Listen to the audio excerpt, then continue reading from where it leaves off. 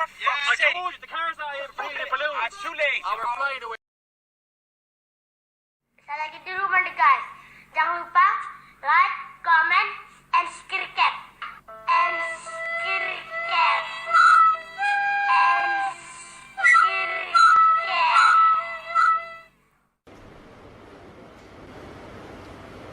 Ustadz, apakah dosa-dosa seorang hamba selalu diampuni oleh Allah? Karena dalam Al-Quran banyak ayat mengatakan bahwa Allah SWT Maha Pengampun. Ya, kalau Anda bertobat. Quran surah ke-4 ayat 17 sampai ayat 18. Dosa yang ringannya di Quran surah ke-2 ayat 286. Dosa agak berat di Quran surah ke-40 ayat ke-3. Agak berat lagi Quran surah ke-71 ayat ke-10. Lebih besar lagi Quran surah 39 ayat 53. Perhatikan, ada nama kesalahan disebut dengan khata. Ketika Anda berbuat salah, masih sedikit ringan, Allah ampuni. Sifat pengampunannya disebut dengan al-afu. Al-Baqarah Quran surah 2 ayat 286. Rabbana la tu'akhidna in nasina au akhtana. Ketika Anda memohon ampunan, disampaikan dengan kalimat al-afu. Wa'fu anna. Al-afu sifat Allah memaafkan kesalahan Anda. Kemudian Anda lakukan dosa misalnya lebih daripada yang tadi, maka disebut dengan dzambun. Allah turunkan sifatnya namanya ghafir. Quran surah ke-40 ayat yang ketiga. Ghafiridz dzambi wa qabilit taubi. Anda berbuat dosa lagi lebih banyak, maka disebut dengan dzunubun. Dzunub. Allah turunkan lagi sifat namanya ghaffar, ghafarun. Quran surah Nuh ayat yang ke-10. Faqultu astaghfiru rabbakum innahu kana ghaffara. Kenapa Nabi Nuh menyebut kalimat ghaffar? Karena umatnya mulai meningkat level dosanya. Maka kata Nabi Nuh, "Hei, kalian berbuat dosa sudah banyak, tapi Allah Maha Pengampun. Sebanyak apapun bertobat, Allah pasti akan terima." Lebih banyak dari yang tadi, dzunubun ma'adz-zulmi, ada zalimnya. Seperti orang menghambat orang ke masjid. Ya, Quran surah kedua ayat ke-114. Wa man azlamu mimman mana'a masajidallahi ayyudhkara fiha ismuhu wa sa'a fi kharabiha. Siapa yang lebih zalim dosanya dibandingkan yang menghambat orang ibadah ke masjid? Mau ke masjid dihambat, itu bukan cuma dosa tapi zalim. Maka ketika dia mau tobat, Allah turunkan kalimat yang keempat, ghafurun. Innallaha ghafurun rahim. Yang kelima, maaf. Sudah mencegah orang ke masjid, sudah menggibahkan orang ke masjid, sudah juga mabuk, sudah juga tidak sholat, banyak dosanya, kemudian dia mau tobat. Maka diturunkanlah kemudian nama yang terakhir, namanya israf. Israf itu berlebihan, dosanya banyak. Maka diturunkanlah sifat Allah yang kelima, yang mengampuni semua dosa yang berlebihan, namanya Rahim. Quran surah 39 Az-Zumar ayat ke-53. Qul ya ibadiyalladzina asrafu ala anfusihim la taqnatu min rahmatillah. Qul ya ibadiyalladzina asrafu ala anfusihim la taqnatu min rahmatillah. Katakan Muhammad pada hamba-hambaku, masih di aku hamba. Bapak punya anak, nakalnya luar biasa. Sudah mencederai rumah tangga, sudah membuat kehormatan Anda hilang, tiba-tiba kemudian diusir dari rumah, datang balik lagi mau minta maaf. Diterima enggak? Pertanyaan saya, kalaupun Anda menerima, sikap pertama baik atau tidak? Belum tentu, kadang-kadang cemberut. Kadang Anda katakan, jangan kesini lagi, kamu bukan anak saya. Lantas anak siapa? Allah tidak. Sifat Allah beda dengan hamba. Lihat kata Allah, qul ya ibad. Katakan, hei hambaku, masih di aku hamba. Anda punya banyak dosa, masih ada peluang untuk kembali. Ayo, jangan putus asa dari rahmat Allah Subhanahu wa taala. Dosa kecil diampuni, agak besar diampuni, besar sekali diampuni. Kalau dengan semua tawaran itu Anda belum mau minta ampun juga, dengan cara apa lagi Allah mengampuni Anda? Mohon maaf, saya tutup. Sebelum nyawa kita sampai di kerongkongan, selalu ada kesempatan untuk kembali. Saya beri contoh Fir'aun. Itu jahatnya kurang apa lagi, komplit bu, Pak. Mengaku Tuhan, ana rabbukumul a'la. Orang sekarang paling banter ngaku nabi, dia ngaku Tuhan.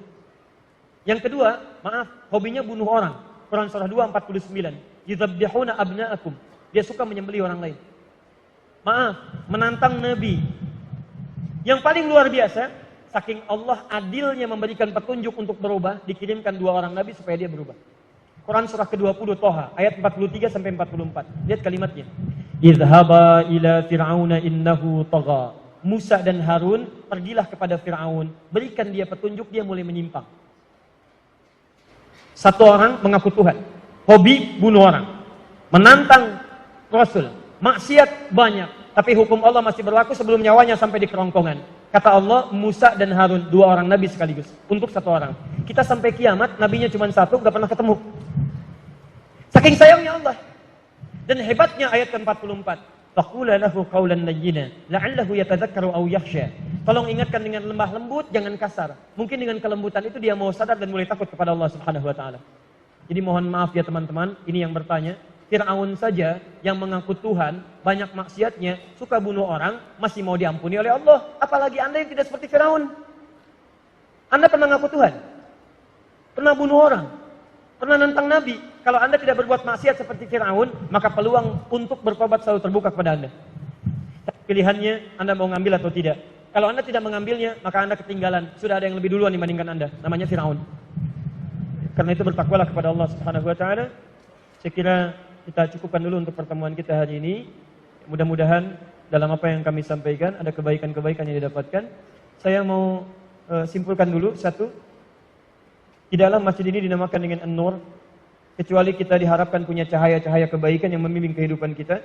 Maka saya mohon setiap antum datang ke masjid ini atau di masjid manapun, tunaikan sholat dengan baik. Cari waktu untuk memperhatikan Al-Quran dengan baik. Yang ketiga, mohon maaf, cari guru yang baik yang mengajarkan kedekatan kita dengan Allah. Selanjutnya, semua itu butuh proses untuk kita berubah lebih dekat dengan Allah Subhanahu wa taala. Maka dalam proses itu, nikmati, sabar dalam kita belajar. Dengan kesabaran itu insya Allah pahala akan diberikan semuanya. Saya kira itu yang bisa kami sampaikan. Bila ada yang benar itu dari Allah dan Rasulnya. Kalau ada yang salah, mohon maaf itu dari kesalahan saya pribadi. Nanti kalau ada waktu yang lain, barangkali nanti cari tema yang sesuai. Mudah-mudahan dengan itu semua ada hal-hal yang baru yang bisa kita pelajari. Saya kira itu. Subhanakallahumma bihamdika asyhadu an la ilaha illa anta astaghfiruka wa atubu ilaik. Dan ada 3 sunnah Nabi sebelum kita pertama, Nabi cukup menutup dengan hamdalah. Nabi kadang berdoa, momentumnya khusus, sahabat mengikuti atau mengaminkan. Dan yang ketiga, Nabi menutup dengan doa kifaratul majlis, kemudian kita bisa bubar dari majlis. Nah, saya ingin menggabungkan ketiganya. Mudah-mudahan dengan menggabungkan ketiganya itu, kita mendapatkan keberkahan lebih dari Allah Subhanahu wa taala.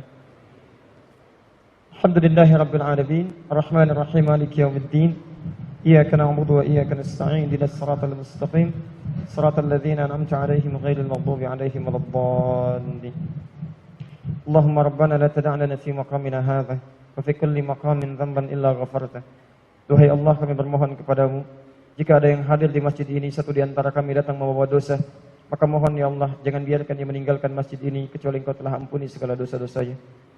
Allahumma wala hamman illa farajtah. Jika ada yang hadir di masjid ini datang membawa kegelisahan, maka mohon ya Allah, jangan biarkan ia meninggalkan ya Allah masjid ini kecuali Engkau telah tenangkan keadaan hatinya. Allahumma wala dainan illa qadaitah.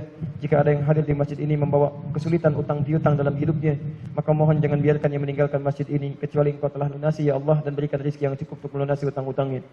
Allahumma wala maridan illa syafaitah. Jika ada yang datang ke masjid ini membawa penyakit ya Allah, atau saudaranya, kerabatnya, tetangganya, maka mohon ya Allah dengan keikhlasan amalannya, angkat dan sembuhkan segala penyakitnya.